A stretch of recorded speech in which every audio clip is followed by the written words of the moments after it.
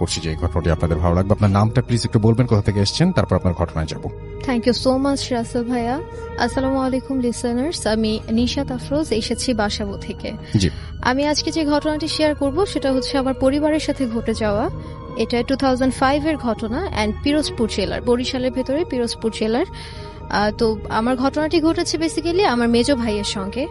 আমার মেজো ভাই একদিন সন্ধ্যার সময় গিয়েছিল গরু আনার জন্য, মাঠে গরু আনার জন্য গিয়েছিল। তো গরু আনতে আনতে সন্ধ্যা হয়ে গেছে, অনেক বেশি সন্ধ্যা হয়ে গেছে, যেটাকে বলে মাগরিবের আজানের একটু আগের যে মুহূর্তটা, এক্স্যাক্টলি ওই মুহূর্তটাতে।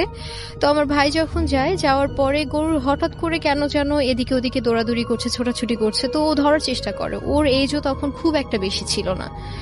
তো ও ধরার চেষ্টা করে, যখন ধরতে পারছে না, এরকম একটা সময় গরু একদম মানে সজোরে দৌড় দেয়। দৌড় দিয়ে আমাদের বাড়ির পাশেই একটা বাগান আছে, বাগানের নামটা হচ্ছে সবেদের বাগান। ওটা খুব নাম করা একটা বাগান। ওখানে প্রচন্ড সমস্যা আছে, মানে ওখান থেকে ওই বাড়িতে যে ফ্যামিলিগুলো থাকে তাদের ভেতরে মানে পুরুষ মানুষ বলতে কেউই বেঁচে নেই। মানে কোনো না কোনো ইনসিডেন্টে তাদের ভেতর থেকে মারা যাবেই, পুরুষ মানুষজন থাকেই না। তো ওই যে বাগানটা, ওই বাগানটার ভেতরে হঠাৎ করে গরুটা দৌড় দিয়ে চলে যায়। চলে যাওয়ার পরে আমার ভাই পেছন পেছন যায়, যে গরু ধরতে পারে না। তারপরে হঠাৎ করে দেখতে পাইছি কোনো একটা গাছের কাছে গরুটা দাঁড়িয়ে গেছে হঠাৎ করে। তো ও গরু ধরতে যাবে যখন, তখন ওর কেন যেন মনে হলো যে আশেপাশে হয়তো বা কিছু আছে, ও অনুভব করছে সেটা। তো ও হঠাৎ করে যখন সামনে তাকায়, দেখে যে বিশাল হোয়াইট কালারের একটা মানে কাপড় পরা কিছু একটা দাঁড়িয়ে আছে। তো ও মাথা উপরের দিকে দিয়ে তাকানোর চেষ্টা করে, তাকিয়ে ও দেখে যে মাথা ছাড়া অনেক লম্বা কিছু একটা ওর সামনে দাঁড়ানো। তো ওটা দেখে সাথে সাথে মা বলে শুধু একটা চিৎকার দেয়, চিৎকার দিয়ে ও বেহুশ হয়ে যায়। তো আমার আম্মু ওই চিৎকার শুনতে পায়, শুনতে পাওয়ার পরে আমার আম্মু দৌড় দেয়। সাথে সাথে আমরা যদিও শুনতে পাইনি ওর চিৎকারটা, আম্মুর শুনেছে। আমরা আম্মুর পেছনে পেছনে দৌড় দেই। আম্মু যখন যায়, যেতে যেতে আম্মু বলে আমার ছেলে আর নাই। বিকজ আমরা সবাই জানি ওই বাগানটা সম্পর্কে, এবং পুরো এলাকার মানুষই জানে যে ওটা খুব খারাপ একটা জায়গা। তো আমরা পিছনে পিছনে যেয়ে যখন দেখি যে ভাই ওখানে বেহুশ হয়ে আছে, তো আমরা একটু পানির জন্য অনেক চিল্লাচিল্লি করি যে কেউ একটু পানি দেন, আমার ভাই মরে গেল। মানে খুব বাজে অবস্থা হয়েছিল, ওর মুখ থেকে ফেনা ফেনা বের হয়ে যাচ্ছিল, এরকম একটা অবস্থা। তো আমরা কোনো ভাবেই পানি ম্যানেজ করতে পারিনি। তারপরে আমার বোনটা কোথা থেকে যেন একটু পানি নিয়ে আসে, পাশে আবার একটু খাল ছিল, ওখান থেকে পানি নিয়ে আসে। নিয়ে আসার পরে ওর মুখে ছেটানোর পরে ও সেন্স আসে, আমরা ওকে বাড়িতে নিয়ে আসি। ঘটনা এখানেই শেষ হয়ে যায় না, তার পরের দিন হচ্ছে পহেলা বৈশাখ থাকে। তো পহেলা বৈশাখ সবকিছুই ঠিকঠাক চলছিল, সকাল থেকে বাড়িতে মোটামুটি প্রিপারেশনও ছিল খুব ভালো। তো আমার ভাই, আমি তখন ছোট, তো আমাকে ঘাড়ে করে নিয়ে, ওখানে রাস্তা আবার খুব খারাপ ছিল, মাটির রাস্তা ছিল। আমার ভাই আমাকে ঘাড়ে করে নিয়ে পাশের গ্রামে আর কি মেলা বসে, ওখানেও আমাকে নিয়ে যাচ্ছে। তো নিয়ে যাওয়ার পরে আমরা গেলাম, যে মেলা থেকে ফিরতে ফিরতেও আমাদের একটু সন্ধ্যার মতো হয়ে গেছে। আচ্ছা। তো আমি সাথে আছি, এজন্য আমার আম্মু আসলে অতটা টেনশন করছিল না, যে গতকাল তো একা একা ছিল, এই জন্য হয়তো বা সমস্যা হয়েছে, আজকে আর সমস্যা হবে না। তো আমরা যখন আসার সময় অনেক কিছুই কিনি, সাথে আমরা একটা মুরগি নিয়ে আসছিলাম। তবে তখন তো আর ড্রেসিং করার ওয়ে ছিল না, আমরা হচ্ছে মুরগিটা ওভাবেই নিয়ে আসি, তাজা অবস্থায় নিয়ে আসছি। তো নিয়ে আসতে বাড়িতে পৌঁছানোর পরে, তখন হচ্ছে আমরা যখন বাড়িতে ঢোকার পরে মাগরিবের আজান দিয়েছে। তো আম্মু দেখতে পাচ্ছে যে পুরো মুরগিটা নীলাভ একটা আকার ধারণ করেছে, মানে নীল একটা অবস্থা হয়ে গেছে মুরগিটার। তো আম্মু দেখার পরে ওই ম্যাচের কাঠি দিয়ে কেমন যেন কি যেন করে, আমি জানি না, ওটার নাম আমি বলতে পারবো না। তো আম্মু ওটা একটু শেক দিয়ে তারপরে মুরগিটা জবাই করে রান্না বাড়া সবকিছুই চলছে। এর ভিতর আমরা সবাই মোটামুটি খাওয়া দাওয়া করে ঘুমানোর জন্য চলে গেছি। তো আমাদের বাড়িতে 6টা রুমের মাঝখানের যে রুমটা, ওই রুমটা হচ্ছে অনেক বড়। তো রুমের দুইটা কর্নারে 2টা খাট। তো এক খাটে আমার দুই ভাই এবং আমাদের একজন গেস্ট, এবং অন্য পাশের খাটে আমার 2টা বোন এবং আমার একটা মামি ঘুমিয়েছিল। তো ওই রুমের সাথে মানে পাশেই হচ্ছে গিয়ে বাইরে বের হবার জন্য আমাদের আরেকটা গেট, ওটা হচ্ছে গিয়ে মানে হিডেন গেট আর কি। আচ্ছা। সো ওই হিডেন গেটের ওখানে আমার আম্মু আবার একটু ওনার বদ অভ্যাস আছে, রাতের বেলায় উনি মুড়ি ভাজে। তো রাত 12টা-12:30 দিকে উনি মুড়ি ভাজছে পাশে বাসার মামিদেরকে নিয়ে, 2জন মামিকে নিয়ে মুড়ি ভাজছে।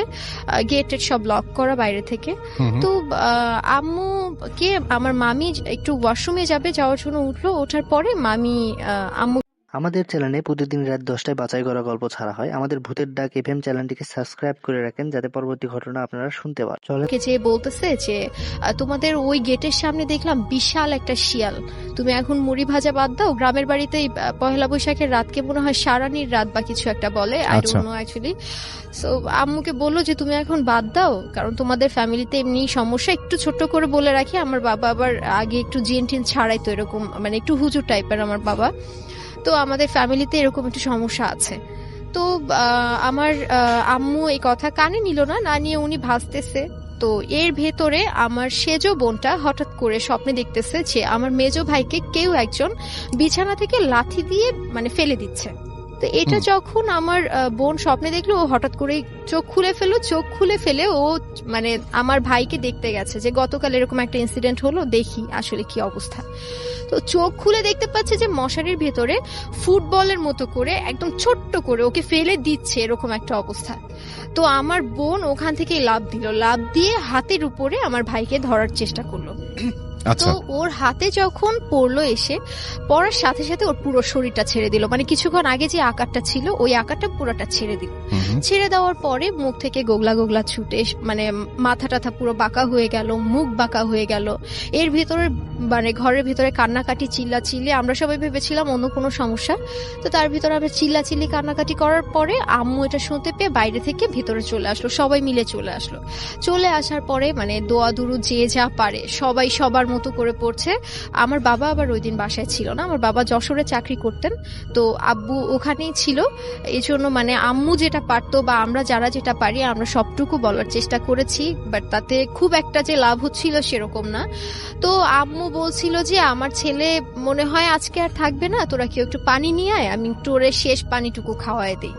তো আমার ভাই গেছে পানি আনার জন্য, সামনের রুমে পানি ছিল। ও যখন আনতে গেছে ও ঠিক দেখতে পেলো যে জানালার কাছে ওরকম কিছু একটা। তো ও তারপরেও চিন্তা করলো যে না, আগে ভাইকে তো পানি খাওয়াই। তো জগ নিয়ে দৌড়ায় চলে আসছে ভিতরে, পানি খাওয়ানোর চেষ্টা করা হলো কিন্তু পানিও গালে নিচ্ছে না। তো ওই রাতটা কোনো মতে অনেক কষ্টে দোয়া দুরুদ পড়ে টড়ে কাটায় দেওয়া হলো। সকালবেলায় ওকে নিয়ে আমরা উঠানে গেলাম। তো রাতের বেলা এত চিল্লাচিল্লি, গ্রামের মানুষ কেউ আসেনি, তবে সকালবেলায় সারা গ্রামের মানুষ সবাই চলে আসছে দেখার জন্য যে আসলে এই বাড়িতে সমস্যাটা কি হয়েছে। তো সবাই আসছে। ওর অবস্থা রাতে মোটামুটি চেঞ্জ হলো, মানে আজানের একটু আগে কিছুটা চেঞ্জ হয়েছিল।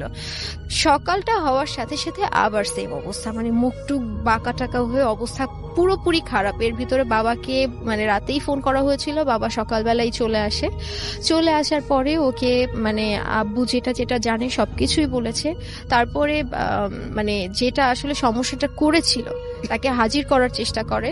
তো হাজির হবার পরে বলে যে আসলে সে খুব বৃদ্ধ, সে ছেড়ে যাবে না, এরকম একটা কথা বলেছে। এবং বলেছে যে আমার আয়ত্তের ভিতরে এসেছে, আমি তো ওর কাছে যেতে চাইনি, আমার আয়ত্তের ভিতরে এসেছে, এজন্য আমি ওকে সমস্যা করতেছি, আমি এজন্যই ওকে এরকম হ্যাম্পার করতেছি। তো এটা যখন বলে, তো বাবা তখন বলে যে না, তুমি এভাবে যদি করো, ছোট একটা ছেলে, ও মারা যাবে। তো অনেক কিছু করার পরে মানে তখন তো চলে যাওয়ার পর মানে বাবা ওকে তাবিজ টাবিজ দিয়ে দেয়, গোসল দিয়ে দেয়, সবকিছুই করে। তারপর থেকে মোটামুটি ওই সমস্যাটা দূর থেকে আছর করার চেষ্টা করে, কাছে আসতে পারে না। এবং মানে সে বলেও গেছিল যে কখনো না কখনো সে আবারও আসবে, সে আবারও সমস্যা করবে। তো রাসেল ভাই, এটাই ছিল আমার গল্প। Thank you so much.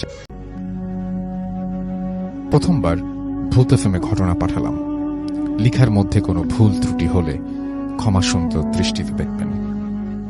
আমি আমার ঘটনা শুরু করছি।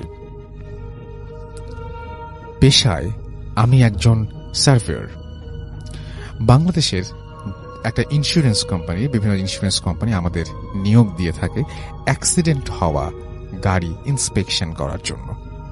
ঘটনাটি আমার সাথেই ঘটে। সময়টা 2018 সালের নভেম্বর মাসের শেষ দিকে হবে। একদিন রাতে আমি ঘুমিয়ে আছি, রাত আনুমানিক 3টা থেকে 4টা হবে। হঠাৎ আমার চোখ খুলতেই দেখলাম একটা কাঠের পুতুল, কাঠের, আমার ডান দিকে খাটের নিচ থেকে উপরের দিকে ভেসে ভেসে উঠছে আর বিকটভাবে হাসছে। পুতুলটা অদ্ভুত রকমের ছিল দেখতে। কপালে একটি লাল টিপ, গালে সুন্দর গোলাপি মেকআপ করা, আর ঠোঁটটা অবিকল জীবন্ত বাচ্চাদের মতো। হাসিটা একটা ছোট্ট বাচ্চার মতো মনে হচ্ছিল। মুহূর্তের মধ্যে আমার মনে হচ্ছে দম বন্ধ হয়ে আসছে। আমি হাসিটা সহ্য করতে পারছিলাম না। হাত দিয়ে সরানোর চেষ্টা করলাম, কিন্তু মনে হচ্ছে কেউ আমার হাতটা ধরে আছে। আমি অনেক চিৎকার করলাম, অথচ পাশের রুমেই আমার ছোট ভাই। কোনো আওয়াজ পেল না সে। এর মধ্যেই ফজরের আজানের আওয়াজ পেলাম। সাথে সাথে দেখলাম সবকিছু স্বাভাবিক। আমার সারা শরীর ঘামে ভিজে আছে। আমি ভাবলাম হয়তো স্বপ্ন দেখছি বা মনের ভুল। সবকিছু স্বাভাবিকভাবেই নিলাম। ঘটনাটি এখানে শেষ হলে পারত, কিন্তু হলো না। পরদিন অফিসের জন্য বের হলাম। এর মধ্যে বস আমাকে ফোনে জানালেন নওগাঁ জেলায় একটি গাড়ি অ্যাক্সিডেন্ট হয়েছে। আমাকে ইমার্জেন্সি ভাবে আমাকে সেখানে যেতে হবে। বলে রাখা ভালো, সাধারণত ঢাকার বাইরের কাজগুলো আমাদেরকে আজকে নিয়োগ দেয়া হলে রাতে চলে যাই, পরদিন সকালে কাজ শেষ করে যাতে ওই দিনই ফিরে আসতে পারি। অনেক সময় সন্ধ্যা বা রাত 10টা-11টা বেজে যায়। বসের কথা মতো আমি নওগাঁর উদ্দেশ্যে রওনা দিই। নওগাঁ পৌঁছাতে প্রায় সন্ধ্যা হয়ে যায় আমার। নওগাঁ জেলার কাজীপাড়া এলাকায় গাড়ির মালিক আমাকে নিয়ে যায় এক গাড়িটি দেখানোর জন্য। ঘটনাস্থলে গিয়ে গাড়িটির ছবি তুলতে থাকি এবং ক্ষতিগ্রস্ত যন্ত্রাংশের লিস্ট করতে থাকি। গাড়িটি একটি কার্গো ট্রাক ছিল এবং সেটা ব্যাপকভাবে ক্ষতিগ্রস্ত হয়েছে। গাড়ির মালিক জানান গাড়িটি চলন্ত অবস্থায় নিয়ন্ত্রণ হারিয়ে রাস্তার পাশের একটি গাছের সঙ্গে ধাক্কা খায়, ফলে সামনের অংশ দুমড়ে মুচড়ে যায় এবং চালক ঘটনাস্থলেই মারা যায় এবং হেল্পার প্রাণে বাঁচলেও 2 পা কাটা গাড়িতেই মিশে যায়। চালকের লাশ সম্পূর্ণ বের করা সম্ভব হয়নি, ছিন্ন ভিন্ন হয়ে গিয়েছে। রক্তে আর শরীরের বিভিন্ন অংশে গাড়ির কেবিন পুরো ভরে আছে। আমি আমার 4-5 বছরের চাকরি জীবনে এমন অ্যাক্সিডেন্ট দেখি নাই। আমি সাথে সাথে বমি করে দিয়েছি। গাড়ির মালিককে বললাম, আপনি গাড়ি ধুলেন না কেন? উনি বললেন, ইন্স্যুরেন্স কোম্পানি বলেছে আমি না আসা পর্যন্ত যেন গাড়িতে হাত না দেয়া হয়। এমন সময় আমি গাড়িতে যা দেখলাম তা আমাকে এতটাই অবাক করল যে যার জন্য আমি মোটেই প্রস্তুত ছিলাম না। গাড়ির সামনের হ্যাঙ্গারে ঝুলানো একটি কাঠের পুতুল, যা আমার রাতে ঘরে দেখতে পাওয়া সেই পুতুলটির মতো। আমি পুতুলটা হাতে নিয়ে দেখছি, অবিকল আমি রাতে যেই পুতুলটা দেখেছি সেটা। আমি ভাবতে লাগলাম, এটা কি করে সম্ভব? যাই হোক, কাজ শেষ করে আমি বাস স্ট্যান্ডে পৌঁছে যাই। সন্ধ্যে 7টার বাসে উঠি। ঢাকায় ফেরার পথে আমার মাথায় শুধু একটা কথাই ঘুরপাক খাচ্ছে, এটা কি করে সম্ভব? রাতে যা দেখেছি তা হয়তো হ্যালুসিনেশন হতে পারে, কিন্তু একটু আগে যা দেখলাম তাকে কি বলবো? বাসায় ফোন করে জানলাম আমি ঢাকা ফিরেছি, অনেক রাত হবে। আমার রাত হবে। ঢাকা ফিরতে ফিরতে প্রায় রাত 2:30। আমি এয়ারপোর্টে নামলাম। সেখানে কিছু সিএনজি দাঁড়িয়েছিল। আশ্চর্যের বিষয়, বাস থেকে নেমে কাছে যেতেই প্রায় সবগুলো সিএনজি চলে এলো। তেমন গাড়ি নেই, মাঝে মাঝে 2-1টি গাড়ি। রাস্তা একদম পুরোপুরি ফাঁকা। আমি একা দাঁড়িয়ে আছি। এমন সময় একটি সিএনজি এসে থামলো আমার সামনে। জিজ্ঞাসা করলো, ভাই, বনশ্রী মেরাদিয়া বাজারের একটু সামনে আমার বাসা, যাবেন? উনি বলল, হ্যাঁ যাব। টাকার কথা জিজ্ঞেস করলাম না, কারণ আমার কোনো উপায় নেই, যেতেই হবে। অন্ধকারের মধ্যে চালকের চেহারাটা ঠিকভাবে দেখতে পেলাম না। যাই হোক, আমাকে তুলে সে গাড়ি স্টার্ট দিল। একটু পর জিজ্ঞাসা করলো, ভাই, এত রাতে কোথা থেকে আসলেন?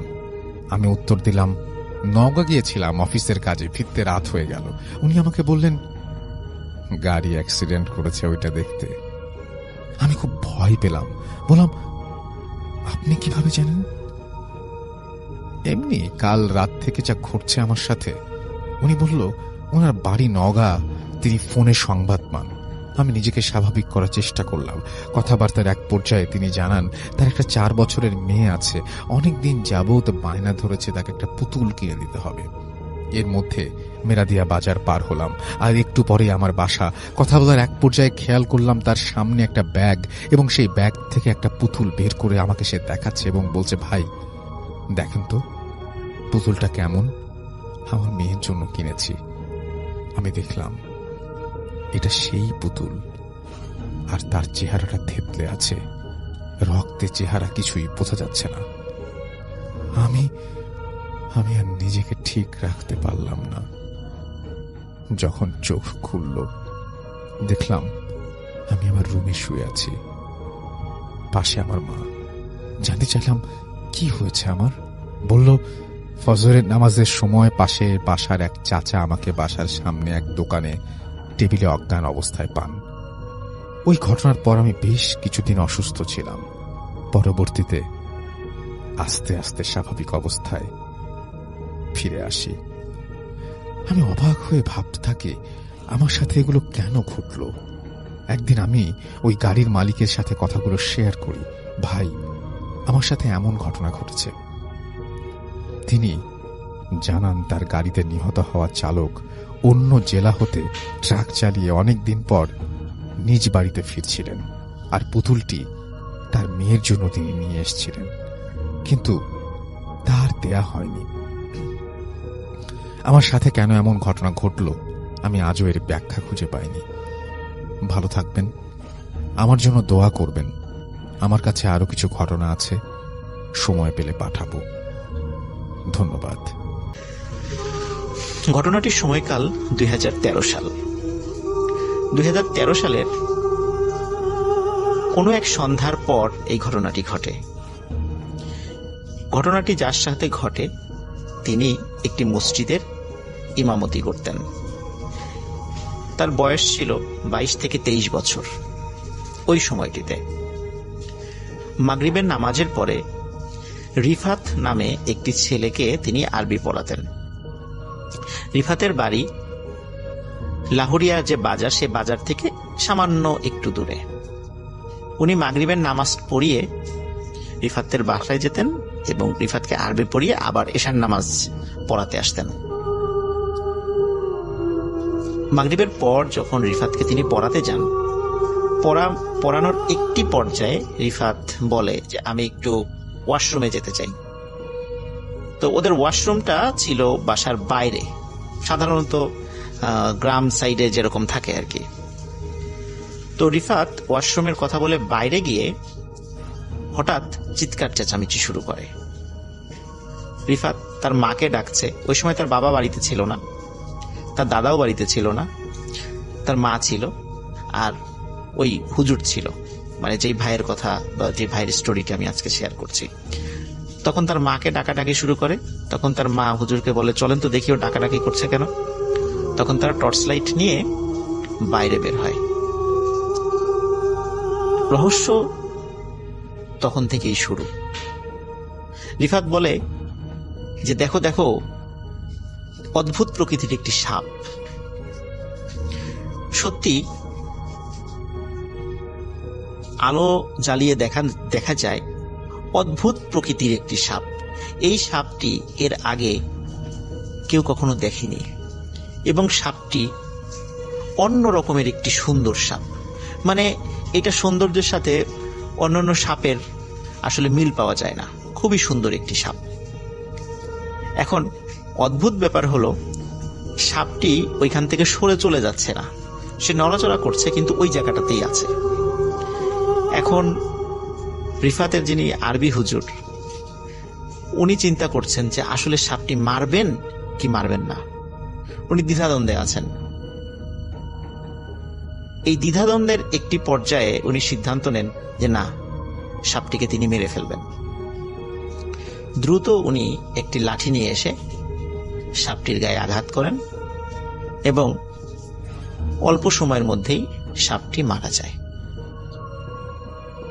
সাপটি মারা যাওয়ার পরে তারা সবাই চিন্তা করে যে এই ধরনের সাপ এর আগে কখনো তারা দেখেনি। এই জন্য ওই ভাই উনি তার কাছে থাকা মোবাইলে কয়েকটি ফটো তুলে রাখেন ওই সাপের। প্রিয় লিসেনার্স, ঘটনাটি শুরু এখান থেকেই। যেদিন সাপটিকে মারা হয় ওই দিন ছিল বৃহস্পতিবার সন্ধ্যার পর। শুক্রবার ফজরের নামাজের পর ওই ভাইয়ের অভ্যাস ছিল একটু ঘুমানো। ফজরের নামাজের পর উনি একটু ঘুমিয়েছেন, হঠাৎ করে একটি আননোন নাম্বার থেকে ওনার ফোনে একটি কল আসে। কল রিসিভ করার পরে উনি শুনতে পান যে বাজারেরই একজন লোক তাকে বাজারে ডাকছে। কারণ হিসাবে বলেন যে একজন অপরিচিত ভদ্রলোক আসছে, বৃদ্ধ ভদ্রলোক, তিনি তার সাথে দেখা করতে চান। তো ওই ভাই উনি জামা কাপড় পরে রেডি হয়ে বাজারে আসেন, লাহোরিয়া বাজারে। বাজারে আসার পর দেখেন খুব সুন্দর চেহারার একজন বয়স্ক দাড়িওয়ালা মুরব্বী একজন ভদ্রলোক বসে আছেন। বসে থাকার পর উনি যখনই ওই ভাইকে দেখেছেন তিনি উঠে দাঁড়ান। উঠে দাঁড়ানোর পরে ওই ভাই তাকে আগে সালাম দেন। তখন বলেন যে আপনি আজকেই আমার সাথে যাবেন মিঠাপুর নামক একটা জায়গায়। ওইখানে একটা মসজিদ আছে, আপনি ওই মসজিদে ইমামতি করবেন। এখানে যেই টাকা আপনাকে দেওয়া হয় বেতন হিসাবে, তার থেকে দ্বিগুণ টাকা আপনাকে দেয়া হবে। আপনি এখনই আমার সাথে যেতে হবে। এখন ওনাকে যখন এখনই যেতে হবে এই কথাটা বলে, তখন ওই ভাইয়ের মনে কিন্তু অনেকগুলো সন্দেহের জন্ম নেয়। কেন এত তাড়াতাড়ি এখনই যেতে হবে কেন? উনি বলে যে আসলে আমি তো এখানে একটা চাকরি করি, আমি তো এইভাবে হঠাৎ করে চলে যেতে পারি না। কিন্তু উনি বলে যে আপনি এখন একজনকে এখানে রেখে আমার সাথে যেতে হবে এবং এখনই ওই মিঠাপুর মসজিদে গিয়ে আপনি জুম্মার নামাজ পড়াবেন শুক্রবারে। এই ঘটনার আকস্মিকতায় উনি হতভম্ব হয়ে যান যে এইভাবে তো কেউ সচরাচর বলে না। তখন ওই ভাই তার ছোট ভাইকে জুম্মার নামাজ পড়ানোর দায়িত্ব দিয়ে ওই মুরব্বীর সাথে মিঠাপুরের উদ্দেশ্যে রওনা দেন। স্বাভাবিকভাবেই যেই পরিবহন ব্যবস্থা ছিল সেই পরিবহনের মাধ্যমে মিঠাপুরে আসেন এবং মিঠাপুরে একটি মসজিদে উনি জুম্মার নামাজ পড়ান। জুম্মার নামাজ পড়ানোর পর আসরের নামাজ, মাগরিবের নামাজ, এশার নামাজ যখন হয়ে যায়, এশার নামাজের পর যখন ওনাকে যেখানে থাকতে দেওয়া হয়েছে সেখানে বিশ্রাম নিচ্ছিলেন, হঠাৎ করে একজন মানুষ এসে তার দরজায় নক করে। দরজা খুলে দেখে ওই মুরব্বী, যে মুরব্বী তাকে সকালবেলায় এই মিঠাপুরে নিয়ে এসেছিল। তখন ওই মুরব্বী ওই ভাইকে বলে আপনাকে এখনই আমার সাথে যেতে হবে। তখন উনি বলে যে আপনার বাড়ি কোথায়? বলে যে আমার বাড়ি এই যেই আপনি যে মসজিদে নামাজ পড়েন এই মসজিদের কাছাকাছি। কিন্তু কোন গ্রামে এক্স্যাক্টলি উনি বলেননি। তখন উনি বলেন যে আপনার সাথে যেতে হবে কেন? তখন উনি বলেন যে আমার ছেলে মারা গেছে, আপনাকে আমার সাথে যেতে হবে, আপনাকেই তার দাফন কাফন করতে হবে। তখন ওই ভাই রাজি হন না, যেহেতু অপরিচিত একটি জায়গা উনি কিছুতে রাজি হতে চান না। কিন্তু ওই মুরব্বী ভদ্রলোক উনি খুব পিড়াপিড়ি শুরু করেন যে না, আপনাকে যেতেই হবে। এক সময় ওই ভাই রাজি হন এবং ওই মুরব্বীর সাথে যাওয়া শুরু করেন। ওই মুরব্বীর সাথে আরো দুইজন লোক এসেছিল। এখন ওই সময়টা ছিল এমন একটি সময় যে তখন আশেপাশে যে বিল ছিল, বিলে মোটামুটি পানি চলে এসেছে।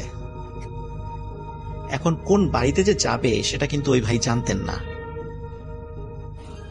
তখন দেখলেন যে ওই মুরব্বী একটি বড় নৌকা নিয়ে এসেছে। তখন সবাই নৌকায় চড়ে বসে এবং নৌকা চলতে থাকে। কিছু সময় নৌকা চলার পরে ওই ভাই ফলো করেন যে নৌকা আসলে বিলের মধ্যে দিয়ে যাচ্ছে না, আশেপাশে নৌকার সাথে ঘেঁষে বড় বড় গাছ পালা, ঘাস এরকম দেখা যাচ্ছে চাঁদের আলোতে। উনি আরো ভালো করে খেয়াল করেন নৌকা পানির উপর দিয়ে চলছে না, নৌকা মাটির উপর দিয়ে চলছে এবং অনেকটা ভেসে ভেসে চলছে। যখনই উনি এইটা দেখেন তখনই মারাত্মক ভয় পেয়ে যান।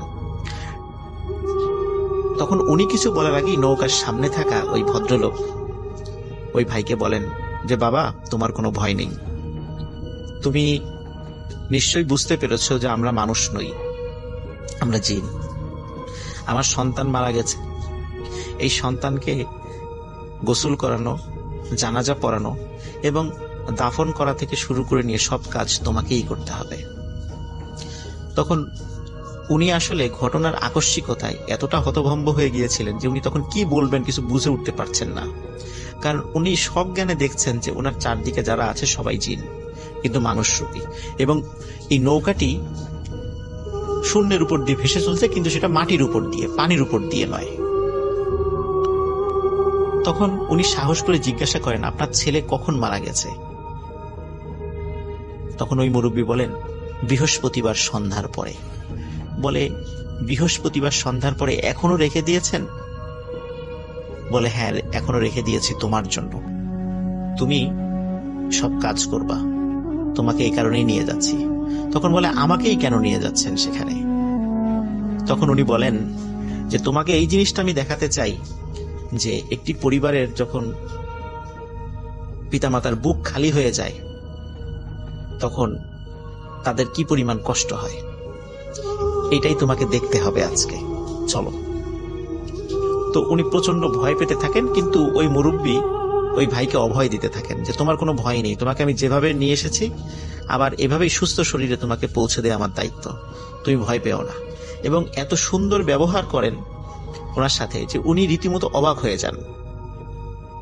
কিছু সময় পরে একটি বাড়ির সামনে নৌকাটি দাঁড়ায়, নৌকা থেকে তারা নামেন, নামার পরে দেখেন সাদা জুব্বা পরা, সফেদ দাড়ি অসংখ্য লোক সেখানে আছে, এবং বাড়ির ভেতর থেকে কান্নার আওয়াজ ভেসে আসছে, এবং ওই বাড়ির যেই ডিজাইন বা অন্য কিছু স্বাভাবিক বাড়ির থেকে সেটা ছিল আলাদা। তখন ওই মুরব্বী তাকে বলেন, বাবা তুমি ভয় পেও না, এই পাশেই আমার ছেলের লাশ রাখা আছে, লাশে পচন ধরে যাবে, তুমি তাড়াতাড়ি তাকে গোসল করাও। উনি ওই লাশের গোসল করাতে গিয়ে অজ্ঞান হয়ে যান, টোটালি সেন্সলেস হয়ে যান। আমরা সাধারণত প্যারানর্মাল যেই গল্পগুলো করে থাকি, লিসেনার আপনারা খেয়াল করবেন যে আমরা বলি যে এই ঘটনা দেখে সে অজ্ঞান হয়ে গেছে, চোখ খুলে দেখে সে তার বাড়িতে, তখন সবাইকে ঘটনা খুলে বলে। আসলে উনি অজ্ঞান হয়ে যাওয়ার পরে যখন জ্ঞান ফেরে তখনও দেখে ওনার চারিদিকে জিন, উনি যেখানে এসেছেন সেখানকার লোকজন চারদিকে দাঁড়িয়ে আছে। উনি সেন্সলেস থেকে যখন আবার সেন্সে আসে, আবার এই লাশের গোসল দেয়, গোসল দেওয়ার পরে জানাজা হবে, জানাজা পড়ানোর দায়িত্বও পড়ে ওই ভাইয়ের উপরে। উনি আবারও জানাজা পড়াতে গিয়ে সেন্সলেস হয়ে যান, ওই জিনেরাই তার জ্ঞান ফেরায়। জ্ঞান ফেরার পরে উনি জানাজা পড়ান, তাকে দাফনও করা হয়। উনি মোট 3 বার এই সেন্সলেস হয়ে গিয়েছিলেন।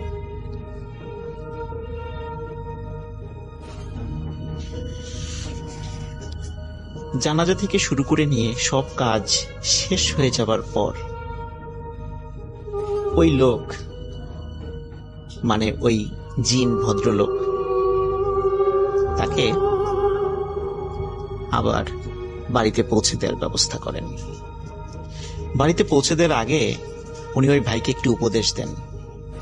তিনি বলেন যে বাবা, তুমি তো আমার অনেক বড় ক্ষতি করে ফেলেছ, নিশ্চয়ই তুমি দেখতে পেয়েছ যে আমার স্ত্রী কিভাবে কান্নাকাটি করছিল, সেই শব্দ তুমি শুনেছ। তোমার কাছে একটি বিনীত অনুরোধ থাকবে, কখনোই রাতের বেলা হঠাৎ করে সাপ বলে কোনো কথা নয়, কোনো প্রাণীর গায়েও অকারণে আঘাত করো না, সে যদি তোমার ক্ষতি না করে। আর সাপ রাতের বেলা মারার ক্ষেত্রে অবশ্যই সতর্ক থাকবা, তা না হলে আমার মতো এমন অনেক জিনের বুক খালি হয়ে যাবে। এই পরামর্শ দিয়ে তিনি আবার 2 জন জিনকে বলেন যে তাকে পৌঁছে দিয়ে আসতে। একই রকম ভাবে তার মসজিদের কাছে এসে তারা পৌঁছে দেয়। পৌঁছে দেওয়ার সাথে সাথে উনি দৌড়ে মসজিদের ভিতরে ঢোকার চেষ্টা করছিলেন, কিন্তু মসজিদের মানে মেইন কম্পাউন্ডে আসার আগে একটু কাদা ছিল, কাদার মধ্যে উনি পড়ে যান। পড়ে যাওয়ার সময় মানে পড়ে গিয়ে আবার উনি সেন্সলেস হয়ে যান। ফজরের সময় যখন মুসল্লিরা নামাজ পড়তে আসে তখন দেখে যে উনি এইভাবে পড়ে আছেন। তখন তারা তাকে জ্ঞান ফেরায়, জিজ্ঞেস করে কি হয়েছে। কিন্তু এই ঘটনাটি ওই জিন কাউকে বলতে নিষেধ করেছিলেন, যার কারণে উনি এটি তাদেরকে বলার সাহস করেননি। বলে যে ফজরের সময় আজান দেওয়ার জন্য উনি উঠেছিলেন, কিন্তু পা পিছলে পড়ে গিয়ে সেন্সলেস হয়ে গিয়েছিলেন। তো এই বিষয়টি বলে তিনি সবাইকে এড়িয়ে যান, সবার এই প্রশ্নকে উনি অ্যাভয়েড করেন এইভাবে বলে। যাই হোক, এরপর থেকে উনার সাথে মাঝে মাঝেই ওই জিনের দেখা হতো। উনি যখন তাহাজ্জুদের নামাজ পড়তেন মসজিদের মধ্যে, তখন ওই জিন আসতো। ওই জিন এসে তার সাথে কথা বলতো, এবং ওই জিন আসার পরে তাকে বলে, মানে ওই ভাইকে বলে যে আমার সন্তান তো মারা গেছে, তোমাকে আমি ক্ষমা করে দিয়েছি, তুমি আমার সন্তানের মতো, কারণ আমার সন্তান নেককার ছিল, আর তুমিও নামাজ রোজা করো, তোমাকে খুব ভালো লেগেছে, তোমাকে ক্ষমা করে দিয়েছি, আমি তোমাকে আমার সন্তানের মতো হিসাবে দেখব, তোমার যখন যে সমস্যা তুমি পড়বে আমাকে বলো, আমি চেষ্টা করবো আল্লাহর ইচ্ছায় যদি পারি সমাধান করার জন্য। এরপর থেকে ওই ভাইয়ের কাছে মাঝে মাঝেই ওই জিনটা আসতো, এসে বিভিন্ন বিষয়ে আলোচনা করত, ধর্মীয় বিষয়ে কথা বলতো, বিভিন্ন বিষয়ের সমাধান করে দিত। এমনকি ওই ভাইয়ের পেছনে ওই জিন অনেক সময় সালাত আদায় করতেন। গত রোজার ঈদের নামাজের সময়ও ওই ভাইয়ের পেছনে উনি সালাত আদায় করেছেন। এটা অন্য কেউ দেখেনি, উনি দেখেছেন। প্রিয় লিসেনার্স, এই যে ঘটনাটি ঘটেছে এবং ওই জিন ওনার কাছে যে আসে, এটা কিন্তু এখনো চলমান আছে। আলামিন ভাই যখন এই বিষয়টি ওনার সাথে কোনো একটা বিষয়ে, প্যারানরমাল বিষয়ে কথা হচ্ছিল, তখন এই বিষয়টি আলামিন ভাইকে উনি বলেন। তখন আলামিন ভাই যখন ভূত.কমে আমার কাছে এই স্টোরিটি শেয়ার করতে চাইলেন, তখন ওই ভাই বলেছিলেন যে তাহলে ওনার কাছ থেকে অনুমতি নিতে হবে, তাছাড়া এই গল্পটি বলা যাবে না। তখন ওই জিনটি যখন তার সাথে আবার দেখা করতে আসে, ভূত.কমে এই গল্পটি প্রচার করার জন্য অনুমতি চান, শুধু ওই ভাইয়ের নাম প্রকাশ না করার শর্তে গল্পটি বলতে বলে। কারণ এই গল্পের মধ্যে একটি মোরালস রয়েছে, সেটা হচ্ছে রাতের বেলা হঠাৎ করে কোনো প্রাণীকে আঘাত করে মেরে ফেলা যাবে না, বা অকারণে কোনো প্রাণীকে আঘাত করা যাবে না। এটাই এই গল্পের ছিল মোরালস, এবং এই শর্তে এই গল্পটি শেয়ার করার অনুমতি পাওয়া যায়। প্রিয় লিসেনার্স, এখনো কিন্তু ওই ভাইয়ের সাথে ওই জিনের দেখা হয়, কথা হয়, এবং ওই জিনের অনুমতি সাপেক্ষেই এই গল্পটি আপনাদের সাথে আজ শেয়ার করলাম। আশা করি সবার ভালো লেগেছে। যদি সুযোগ থাকে এবং আবারও অনুমতি পাওয়া যায়, অবশ্যই ওই ভাইকে আমি চেষ্টা করব লাইভে নিয়ে আসার জন্য। তখন আপনারা তার নিজের মুখ থেকেই বিভিন্ন অভিজ্ঞতার কথা শুনতে পাবেন। সবাই ভালো থাকবেন, সুস্থ থাকবেন। আপনার ঘটনায় চলে যাই। ভাই, আমি বেশ কতদিন ঢাকার বাইরে সফর করেছি, তো আমি এখন যে ঘটনাগুলো বলবো সেটা কুষ্টিয়া জেলার। জি। আমি কুষ্টিয়া জেলায় গিয়েছিলাম, সেখানে খুবই কঠিনভাবে জিন বসবাস করতেছে, সেটি স্বচক্ষেও দেখে আসছি।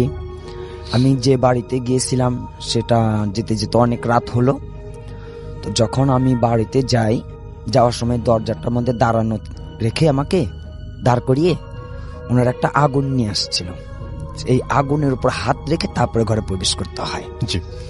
তা আমি জিজ্ঞেস করলাম, এটা কেন, এটা কিসের আওয়াজ? বলতেছেন না, আমাদের এলাকাটা জিনের প্রভাব বেশি, তো আগুনের উপরে হাত রাখলে আমরা মানুষ বুঝি, আর যে নাকি হাত রাখে না তা সেটাকে আমরা জিন বলে মনে করি। জিন তো আগুনে হাত দেয় না। তখন আমি হাত দিলাম, তো ঘরে প্রবেশ করছি। তো ঘরে প্রবেশ করার পরে দেখি প্রতিটা ঘরের ভিতরেই কোনো ঘর কখনো খালি রাখা হয় না, একজন ব্যক্তি থাকবেই। তো সেটাও জিজ্ঞেস করলাম কেন, তো বললো একা ঘর খালি থাকলেই সেখানে এসে তারা বসবাস করতে থাকে। এমনকি যখন রাত্রিবেলায় খাওয়া আমার ব্যবস্থা করা হলো, তখন যখন বললো আপনি হাতটা ধুয়ে আসেন, তো বললাম আসেন আমাকে দেখিয়ে দেন। তখন বললো যে আমি যদি এখান থেকে উঠি তাহলে এখান থেকে খাবার খেয়ে ফেলবে, আচ্ছা, নিয়ে নেবে। তো সেখানে একটা অবাক হলাম যে বলেন কি, অর্থাৎ একটু এদিক সেদিক হলেই সেই জিনের এত প্রভাব সেখানে তারা এগুলো করে। তা বললাম তাহলে একটু দেখি। তো ও বলছে ঠিক আছে আমি আপনাকে দেখাচ্ছি। তো যার বাসায় গেছি সে আমার সাথে একটু দরজার কাছে, অর্থাৎ যেখানে হাত ধুবো সেখানে যখন একটু কাছে গেলাম, ঘর থেকে যে জানালাটা খোলা ছিল ওইখান থেকে প্রায় 12 থেকে 15 হাত দূরে গাছ, এক গাছ ছিল, ফল গাছ। ঠিক টেবিল উপরে যে খাবারটা দেওয়া ছিল ওইখান থেকে জালনা দিয়ে হাত দিয়ে ঘরের মধ্যে যে মুরগি গোশত দেওয়া হলো সেইটা খাবারটা হাতে করে নিয়ে যাচ্ছে, এই স্পষ্ট সেটা দেখা। এবং যখন নিয়ে যাচ্ছে খাবারটা, তো ঝোলগুলো বিছানার মধ্যে, বিছানার যে চাদর গুলোতে পড়তে পড়তে নিয়ে যাচ্ছে। তো প্রায় 12 থেকে 15 হাত দূর গাছ, এই ওইখান থেকে বসে ঘরের ভিতরে হাত দিয়ে সেই তরকারি অত গোশতটা নিয়ে গেছে, সেটা আমি দেখছি। তো একটা অদ্ভুত হলাম যাচ্ছে। তারপর আর কি হয়, পরবর্তীতে রাত্রি যখন আমি থাকলাম, প্রতিটা ঘরেই যার যার ঘরে একা একা থাকতে হয়, ঘরে মানুষ তো গ্রামের কম। তা আমি সেই ঘরে একা থাকার যখন বসেছিলাম, তো দেখি দরজার কাছে একটি ছোট্ট মেয়ে খুব শুধু হাসে দাঁড়িয়েছিল। তা আমি ওকে বললাম আসেন, কাছে আসেন, আপনার নাম কি, আমি আপনাদের এখানে আসছি বেড়াতে, কাছে এসে কথা বলেন। তো পুরো হাসতেছিল। তো পাশের রুম থেকে আমার এরকম কথার আওয়াজ শুনে পাশের রুম থেকে যখন আমার ঘরে আসতেছিল, তখন সে মেয়েটা নাই, চলে গেল। তো আমি জিজ্ঞেস করলাম ঘরের পরিবারটাকে যে এখানে একটা ছোট্ট মেয়ে ছিল, ওটা কে? বলল না, এই মেয়েটা আমাদের অনেক দিন ধরে এই ঘরে, যখন কোনো আমরা এই ঘরে থাকি ঘুমাবো, তখন এই ঘুমানোর পাশে আমাদের পাশে বসে থাকে, হাত বুলিয়ে দেয়, এবং ঘরের মধ্যে তার আসা যাওয়া। ও মানুষ না, এই ছোট বাচ্চাটা যে আসলো ও মানুষ না, ও এরকম আসে আমাদের, প্রায়ই আমাদের ঘরে আসে, সন্ধ্যার পর থেকে নিয়ে ফজর পর্যন্ত এরকম ভাবে প্রত্যেকটা ঘরই প্রবেশ আসা যাওয়া করে। কিন্তু কারো কোনো ক্ষতি করে না, শুধু হাসবে, শুধু হাসে। পরবর্তীতে রাত 1টা বা 1:30 বাজে প্রচন্ড গরম। তো ওনাদেরকে বললাম আসেন একটু বাইরে ঘুরে আসি, এত গরম ভালো লাগতেছিল না। তো বললো হ্যাঁ আপনাকে তো নিয়ে যাব। তো আমাকে নিয়ে গেল।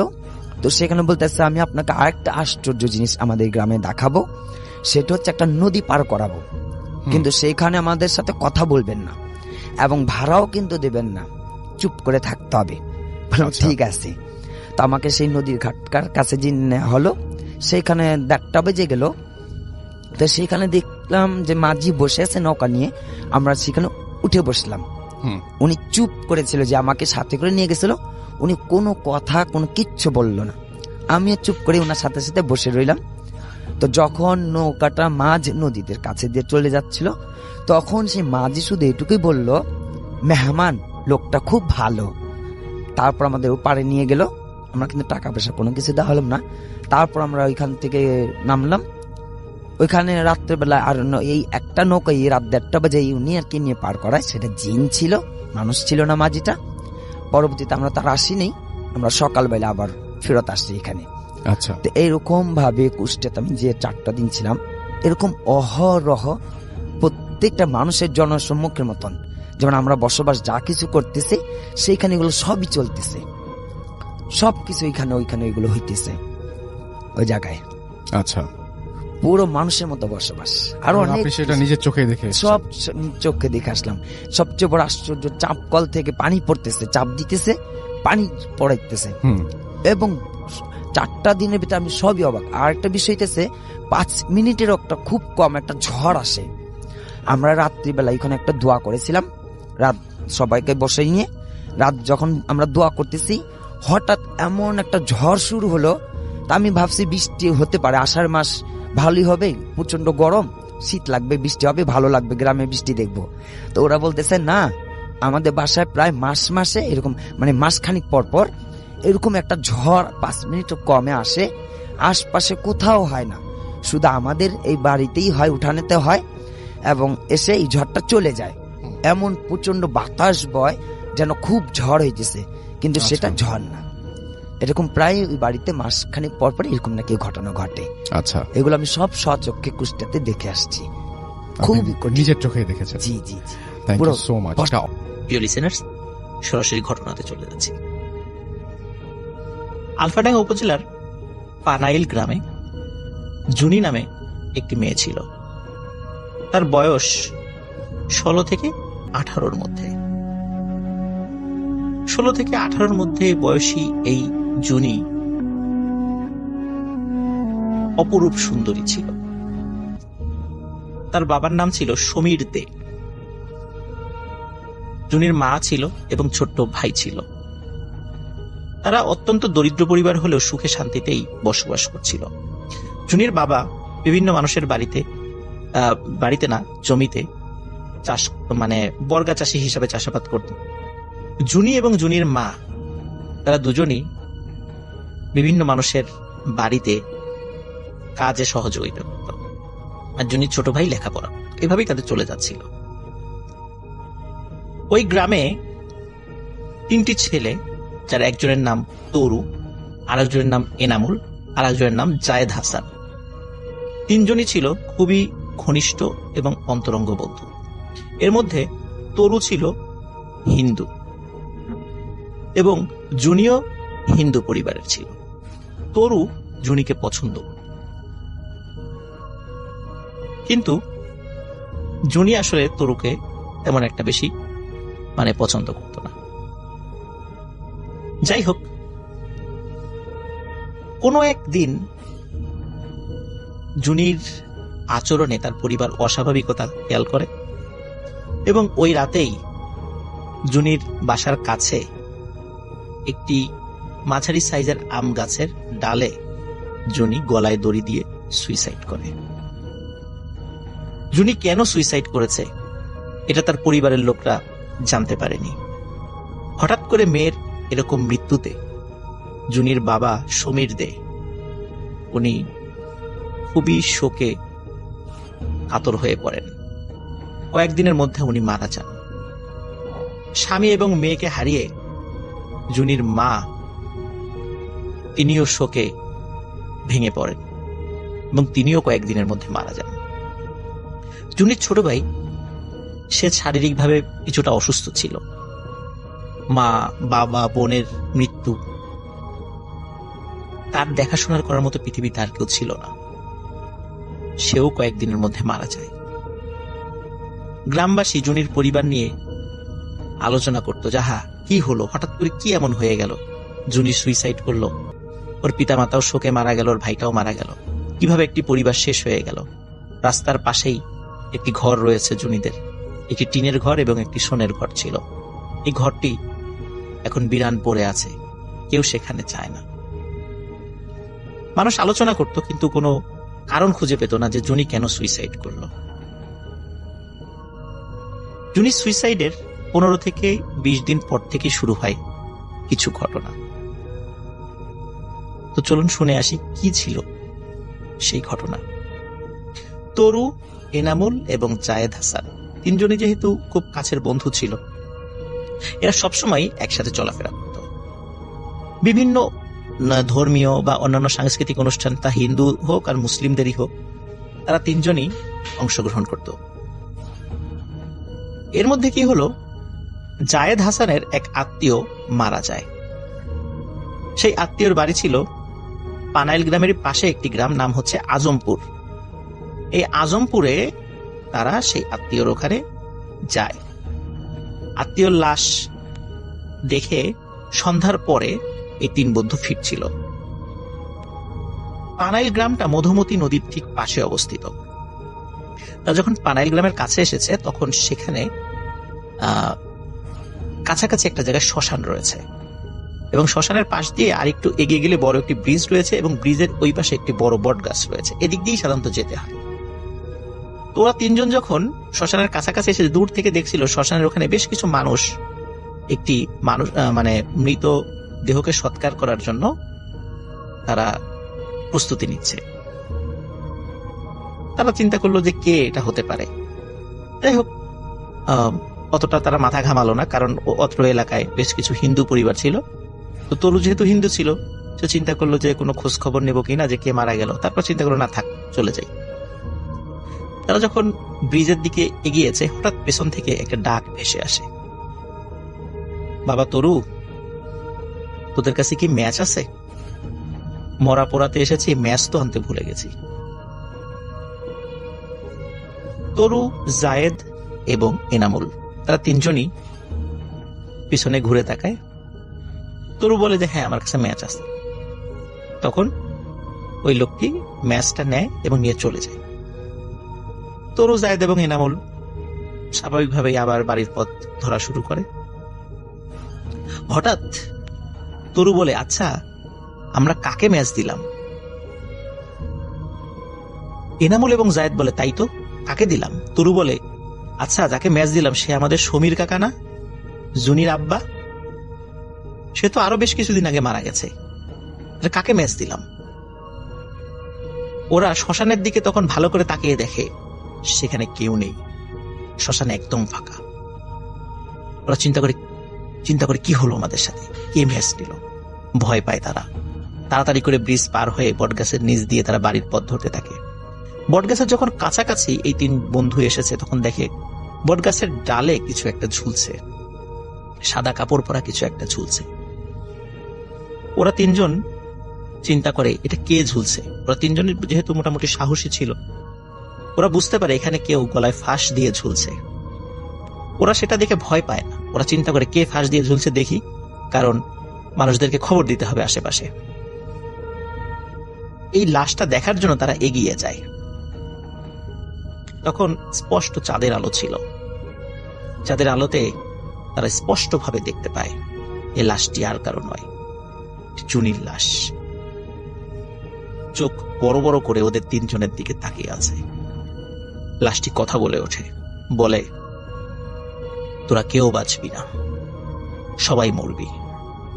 আচমকা লাশের এই কথা বলা দেখে ওরা তিনজনই ভয়ঙ্কর ভাবে ভয় পেয়ে যায়। তিনজন চিৎকার করে দিক বিদিক ছুটতে থাকে। যেহেতু তাদের বাড়ি কাছাকাছি ছিল, তারা যে যার বাড়িতে চলে যায়। কিন্তু রহস্যজনক ব্যাপার হলো, এই ঘটনা এই তিনজন ছাড়া ঘুণাক্ষরেও কেউ জানতে পারেনি, কারণ তারা এই ভয়ঙ্কর ঘটনা কাউকে বলেনি। এর কিছুদিন পরে জায়েদ, এনামুল এবং তরু তারা সন্ধ্যার পরে, ঠিক সন্ধ্যার পরে না, মানে সন্ধ্যার একটু আগেই তারা তাদের বাড়ির কাছে বাজারে যেত। সন্ধ্যার পরে চাটা খেয়ে কিছু সময় আড্ডা দিয়ে আবার ফিরে আসতো।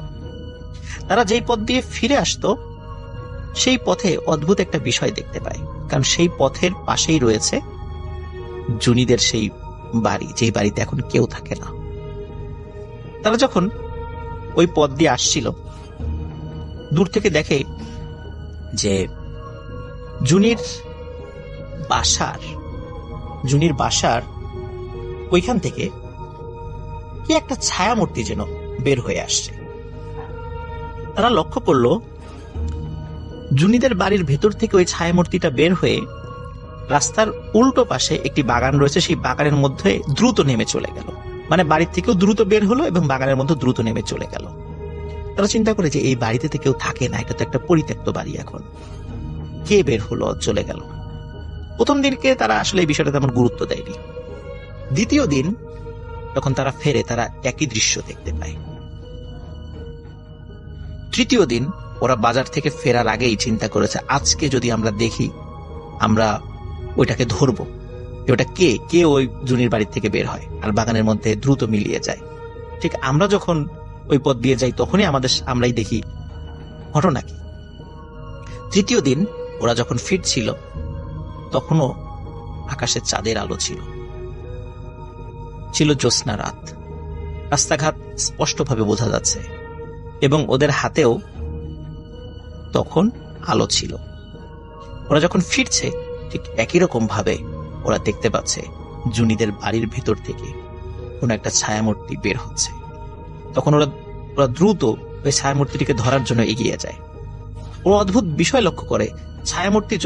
অদ্ভুত বিষয় যেটা লক্ষ্য করে সেটা হচ্ছে যে যখনই ছায়ামূর্তি বুঝতে পেরেছে যে তিনজন দ্রুত এগিয়ে আসছে তাকে ধরার জন্য, ছায়ামূর্তি তখন তার চলার গতি দ্রুত না করে বরং স্লো করে দেয়, যাতে এই তিনজন তাকে ধরতে পারে। তিনজন যখন কাছে যায়, কাছে গিয়ে দেখে এটি আর কেউ নয়, এটি জুনি। জুনি তখন বলে, ঘরের ছেলে ঘরে ফিরে যা, তোদেরকে একজন একজন করে মারব, শুধু সময়ের অপেক্ষায় থাক। এই বলে আবার দ্রুত জুনিদের বাগানের উল্টো পাশে যে বাগান ছিল সেই বাগানের মধ্যে জুনি মিলিয়ে যায়। ওরা তিনজন মারাত্মক ভয় পায়, জুনি তো মরে গেছে, তার লাশকে দাহ করা হয়েছে, এই জুনি কোত্থেকে আসলো।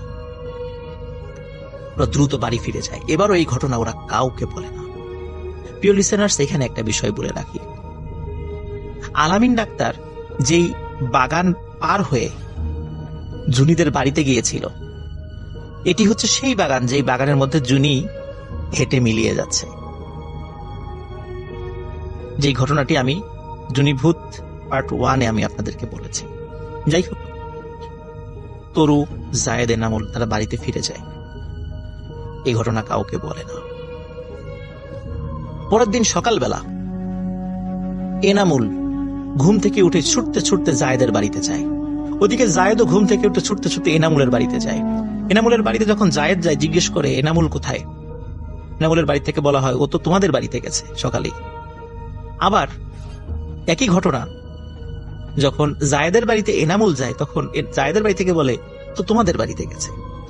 দুজন পথে দেখা হয়।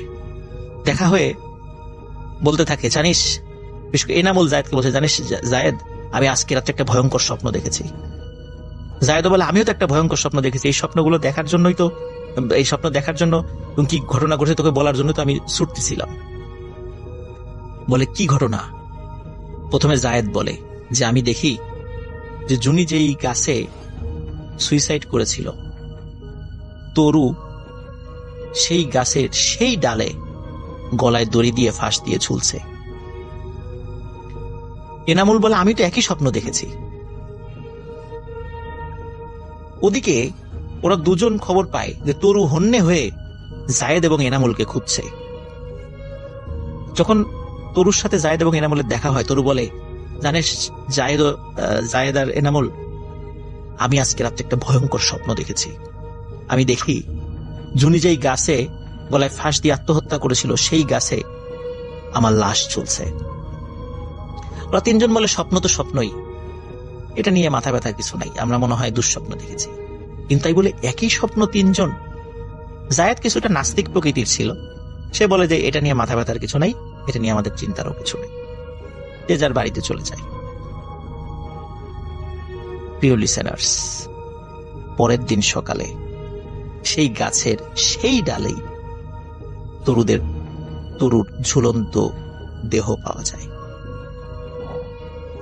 পরিবারের লোকজন বলতে থাকে, তরু কেন সুইসাইড করলো, রাত্রে কখন বেরোলো, কি হলো, কিছুই বুঝতে পারছি না, ওর তো কোনো সমস্যা ছিল না, তো সুইসাইড করলো কেন? জায়েদ এবং এনামুলকে যখন তার পরিবারের লোকজন জিজ্ঞাসা করে, তখন তারা বলে যে আগের রাত্রে আমরা এই স্বপ্ন দেখেছিলাম। কিন্তু এই স্বপ্ন কেন দেখলো, এই বিষয়ে কেউ কিছু বুঝতে পারছিল না। তরুর দেহকে সৎকার করা হয় সেই শ্মশানে, যে শ্মশানে সমীর দে তরুর কাছ থেকে ম্যাচ নিয়েছিল। তরুর দেহ সৎকার করে জায়েদ এবং এনামুল যে যার বাড়িতে ফিরে যায়। তাদের সবারই মন খারাপ, প্রিয় বন্ধুর মৃত্যুতে তারা শোকে কাতর হয়ে পড়ে। এর কয়েকদিন পর জায়েদ সকালবেলা ছুটতে ছুটতে এনামুলের বাড়িতে আসে। বলে, এনামুল, আমি আজকে রাত্রে স্বপ্ন দেখলাম জুনি যেই গাছে গলায় দড়ি দিয়ে সুইসাইড করেছিল, সেই গাছে আমার লাশ চলছে। এনামুল জায়েদকে সান্ত্বনা দেয় যে না, এটা কিছু না, এটা এমনি কাকতালীয় ব্যাপার, এরকম চিন্তার কিছু নেই। কিন্তু চিন্তার তো আসলেই রয়েছে। পরের দিন সকালবেলা ঠিক একই জায়গায়, একই গাছে, একই ডালে জায়েদের ঝুলন্ত দেহ পাওয়া যায়। জায়েদের যখন মৃত্যু হয়, তখন জায়েদের পরিবার এবং তরুর পরিবার এনামুলকে চাপ দেয়, তুমি সত্যি করে বলো, তরু মারা গেল, জায়েদ মারা গেল, ঘটনা কি? তখন এনামুল যে ঘটনা বলে গ্রামবাসী শুনে ধিক্কার দিতে থাকে। এনামুল বলে, আসলে কিছুদিন আগে জুনি যে মারা গেছে, আসলে জুনির মৃত্যুর জন্য আমরা 3 জনই দায়ী। জুনির মৃত্যুর কারণে তার পরিবারের সকল সদস্য মারা গেছে, এই জন্যও আমরা 3 জনই দায়ী। এনামুল বলে, তরু জুনিকে পছন্দ করত, কিন্তু জুনি তরুকে পছন্দ করত না। তরু বিভিন্ন সময় জুনিকে উত্ত্যক্ত করত। তরু যখন বুঝতে পারল কিছুতেই জুনিকে সে বাগে আনতে পারবে না, তখন সে বিভিন্ন কলা কৌশল প্রয়োগ করে। এই সহজ সরল মেয়ে জুনিকে বিভিন্ন ছলে বলে কৌশলে ফাঁদে ফেলে কোনো এক সন্ধ্যায় তাকে ঘর থেকে বাইরে বের করে নিয়ে আসে, পাশের একটি জঙ্গলে তাকে নিয়ে যায়। তখন সেখানে এনামুলও ছিল। এনামুল বলে যে সে তখন প্রথমে বুঝতে পারেনি আসলে কি হতে যাচ্ছে, কিন্তু এনামুল যখন বুঝতে পারে তরু এবং জায়েদ জুনির সাথে খারাপ কিছু করার মতলবে তাকে এখানে নিয়ে এসেছে ফাঁদ পেতে, তখন এনামুল তাদেরকে নিষেধ করে। কিন্তু সেই নিষেধটা জোরালো ছিল না, যার ফলে তরু এবং জায়েদের লালসার হাত থেকে জুনিকে এনামুল রক্ষা করতে পারেনি। এই ঘটনার পর তরু এবং জায়েদ দুজন মিলে আবার জুনিকে তার বাড়ি পর্যন্ত এগিয়ে দিয়ে আসে এবং বলে কাউকে কোনো কিছু না বলতে। এরকম আচমকা অপমানে, লজ্জায়, ঘৃণায় কাউকে কিছু না বলে, এমনকি পরিবারের কাউকে কিছু না বলেই জুনি ওই আম গাছের ডালে সুইসাইড করে, যার শোকে জুনির মা, বাবা এবং পরবর্তী তার ভাইও মারা যায়। শেষ হয়ে যায় একটি পরিবার। এনামুল বলে যে আমার অতটা দোষ ছিল না, কিন্তু আমি হয়তোবা চেষ্টা করলে ওদেরকে থামাতে পারতাম, কিন্তু যেহেতু কাছের বন্ধু, ওরাও কি মনে করবে, এই জন্য আমি অতটা জোরালো পদক্ষেপ নেইনি। কিন্তু আমি কিছু করিনি, যা করার ওরা করেছে, আমি তো কিছু করি নাই।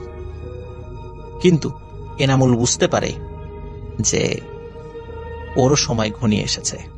এই ঘটনা যখন এনামুলের পরিবার জানতে পারে, তখন স্থানীয় একজন মোটামুটি কবিরাজ গোছের মানুষ, তার নাম হচ্ছে কাউসার মোল্লা, তার কাছে এনামুলের মা বাবা এনামুলকে সহ নিয়ে যায়।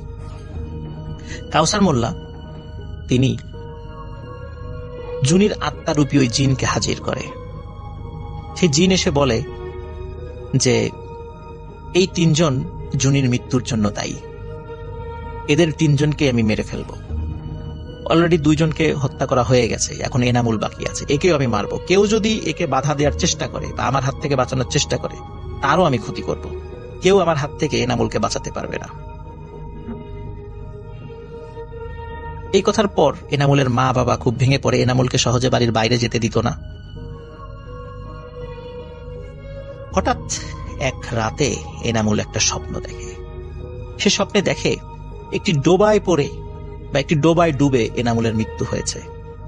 সকালবেলা যখন এনামুল ঘুম থেকে উঠে তার পরিবারকে বলে, তখন তার পরিবার বুঝতে পারে এনামুলের সময় শেষ হয়ে গেছে। কিন্তু ওই জুনিভূত যতই বলুক যে আমার হাত থেকে ওকে বাঁচাতে পারবে না, তারপরও মা বাবা তো সন্তানকে বাঁচানোর চেষ্টা করবেই। বেশ কয়েকজন হুজুরের কাছে এনামুলকে নিয়ে যাওয়া হয়। প্রত্যেক হুজুরই বলে যে আসলে এনামুলকে ওই জুনিভূতের হাত থেকে বাঁচানোর ক্ষমতা তাদের নেই, তারা এই বিষয়ে হস্তক্ষেপ করতে পারবে না। যদি হস্তক্ষেপ করা হয় তাহলে তাদের অনেক ক্ষতি হবে, যার কারণে তারা এই বিষয়ে সাহায্য করতে অপারগতা প্রকাশ করে। এর মধ্যে একটা সমস্যা দেখা দেয় এনামুলের। এনামুল একটা পাগলের মতো হয়ে যায়। সে যখনই বাসার থেকে বের হতো, যখনই কোনো মেয়েকে দেখত, হোক সে শিশু, হোক সে বয়স্ক নারী, হোক সে কিশোরী, যুবতী, প্রত্যেকের হাতে পায়ে ধরে হাউমাউ করে কান্নাকাটি করতো। বলতো, জুনি আমার অন্যায় হয়েছে, আমাকে মাফ করে দাও, জুনি আমার ভুল হয়ে গেছে, আমাকে মাফ করে দাও। তো মহিলারা যখন এনামুলের এই ধরনের পাগলামি আচরণ দেখত, এনামুলকে দেখলেই তারা দৌড়ে পালিয়ে যেত এবং এনামুলের কারণে রাস্তায় মহিলারা বের হতে ভয় পেত যে এনামুল পাগলের সাথে দেখা হলে সে হাতে পায়ে ধরে কান্নাকাটি করবে, হাউমাউ করবে। যার কারণে এনামুলকেও বাড়ির থেকে সহজে বাইরে বের হতে দিত না, আর বের হলেই এনামুল এই ঘটনা ঘটাত। কোনো একদিন দুপুরবেলা এনামুল পরিবারের সদস্যদের সাথে বাসার কাছে একটি পুকুরে গোসল করতে যায়। সবাই গোসল করে ফিরে আসলেও এনামুলকে আর দেখা যায় না। পরিবারের সদস্যরা তাকে খুঁজতে থাকে, কিন্তু কোথাও এনামুলকে পাওয়া যায় না। ওই সময় অন্যরা যারা পুকুরে গোসল করেছিল তাদেরকে জিজ্ঞাসা করা হয়, তারাও বলে তারা এনামুলকে পুকুর থেকে উঠে আসতে দেখেনি। সবাই বুঝতে পারে পুকুরেই হয়তোবা এনামুলের লাশ রয়েছে। জাল ফেলে ডুবুরি নামিয়ে তন্ন তন্ন করে খোঁজা হলেও পুকুরের কোথাও এনামুলকে পাওয়া যায় না। এনামুলের মা বাবা আবার সেই কাউসার মোল্লার কাছে যায়। কাউসার মোল্লা জুনিভূতকে হাজির করে। জুনিভূত বলে, এনামুলকে আমি জীবিতও দেব না, মৃতও দেব না, ওকে আমি কি করেছি সেটাও বলবো না, এটাই ওর শাস্তি। এনামুলের মা বাবা খুব হাউমাউ করে কান্নাকাটি করে, বলে যে আমার ছেলের লাশটা অন্তত দাও, তাকে কবর দেই আমরা। এনামুলের মা বাবার কান্নাকাটি বারবার অনুনয় বিনয়ের কারণে অবশেষে জুনিভূত রাজি হয়। জুনিভূত বলে, আগামীকাল জোহরের আজানের পরেই তোমরা সবাই পুকুরে যাবা, সেখানে আমি এনামুলের লাশকে ফেরত দিব, কিন্তু কেউ যেন পুকুরের আশেপাশে তখন না থাকে। জোহরের ঠিক আজানের পরেই তোমরা যাবা, তার আগে যেন পুকুরের আশেপাশে কেউ না থাকে। সত্যি পরের দিন জোহরের পর যখন এনামুলের পরিবার সেই পুকুরের কাছে যায়, দেখে এনামুলের লাশ উপর হয়ে ভেসে রয়েছে। তার লাশটা যখন পুকুর থেকে উঠায় তখন মনে হচ্ছে মাত্র কয়েক মিনিট আগে এনামুল মারা গিয়েছে। তার শরীর তখনও গরম ছিল। এনামুলকে কবর দেয়া হয়। এর সাথেই শেষ হয়ে যায় জুনিভূতের প্রতিশোধ।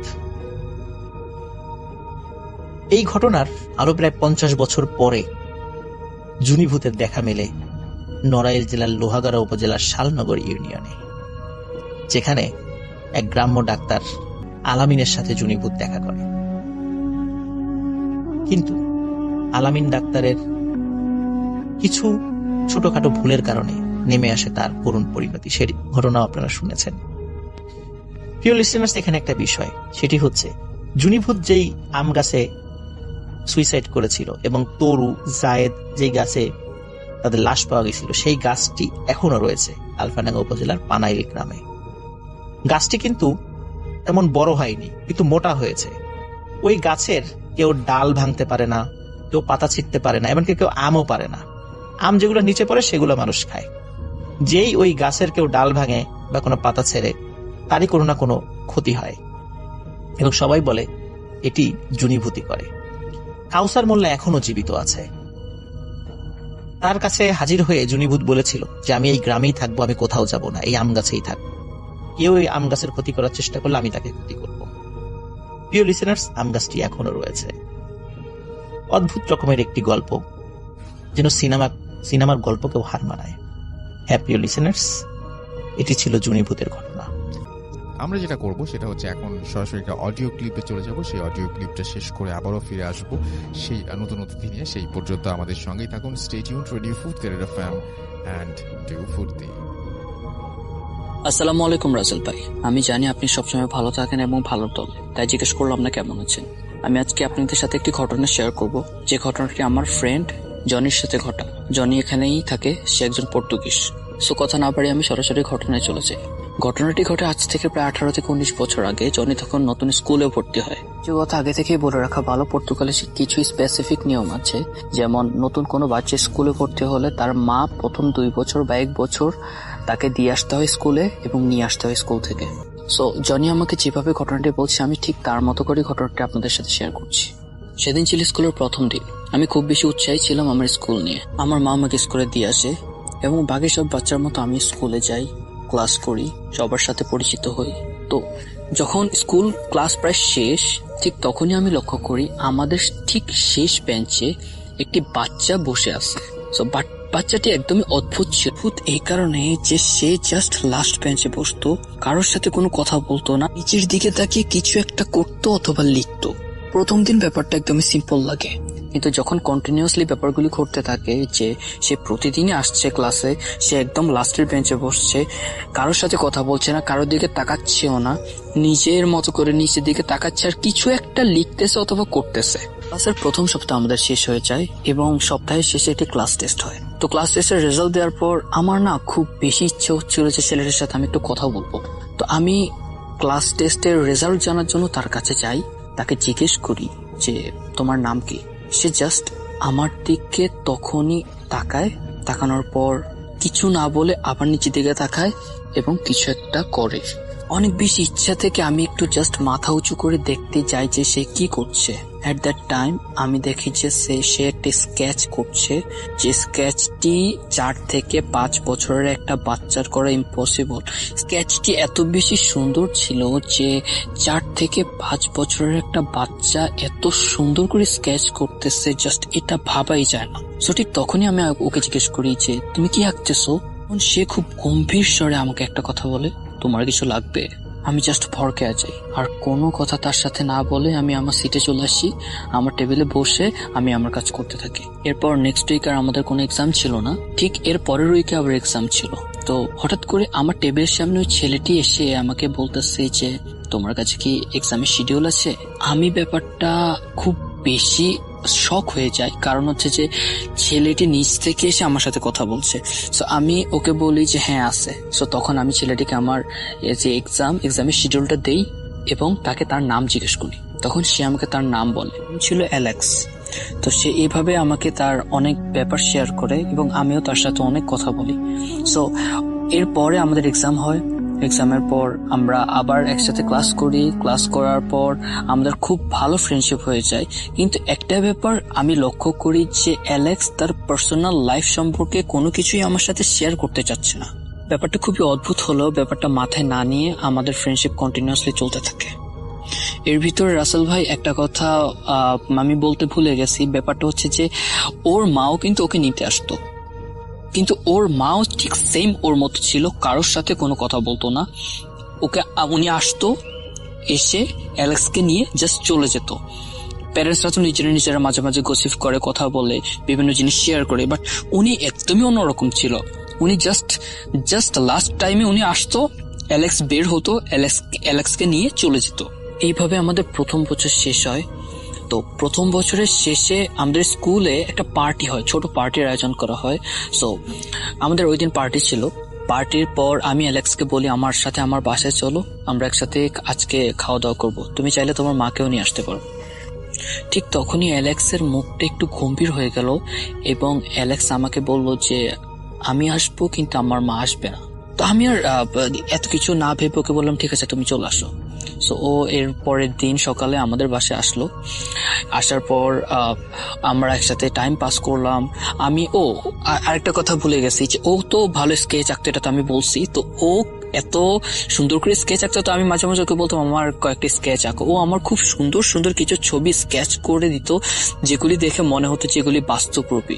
সো এই ট্যালেন্টটা আমি আমার মায়ের সাথে শেয়ার করি। তো মা বলে যে গড গিফটেড, হয়তো বাচ্চা ছোটবেলা থেকে হচ্ছে স্কেচ করে, এই জন্য ও অনেক ভালো স্কেচ করতে পারে।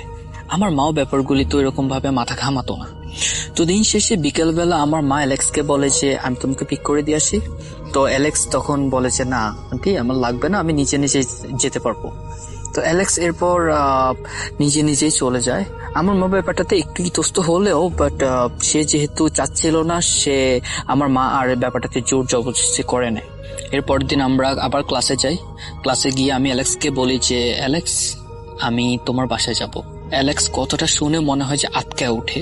তা আমি অ্যালেক্সকে জিজ্ঞেস করলাম যে ইজ এনিথিং রং, কোনো সমস্যা, আমি কি তোমার বাসায় গেলে তোমার মা রাগ করবে বা কিছু। ও প্রায় 5-6 সেকেন্ডের মতো চুপ করেছিল। এরপর বলতেছে যে না কোনো সমস্যা নেই, তুমি আমার বাসায় যেতে পারো। কিন্তু ও বলতেছিল যে এখন না, আমি তোমাকে বলবো ঠিক তখন। তো এর প্রায় 3 থেকে 4 উইক পর অ্যালেক্স একদিন আমাকে বলে যে কালকে তুমি আমার বাসায় আসবা, আমরা একসাথে লাঞ্চ করবো। পরদিন আবার সানডে ছিল। সো আমি যেতে রাজি হলাম। ইভেন আমার মায়ের সাথে কথা বলে আমি আমার মাকে বলে সকালে আমার মা আমাকে স্কুলের সামনে পিক করে দিয়ে যায়। আমি স্কুলের সামনে এসে দেখি অ্যালেক্স দাঁড়িয়ে আছে। সো আমার মা বলে যে আমি তোমাদের বাসা পর্যন্ত পৌঁছে দিই। অ্যালেক্স বলে যে না সমস্যা নেই, আমরা যেতে পারবো। সো আমার মা ব্যাপারটাতে একটু একটু বেশি মানে চিন্তায় পড়ে যায় যে দুইটা বাচ্চা ওরা কি যেতে পারবে কিনা। তখন অ্যালেক্স বলে যে সমস্যা নাই, ওই যে সামনে আমার গাড়ি দাঁড়া করা আছে, আমার মা আসছে, আমার মা আমাদেরকে নিয়ে যাবে।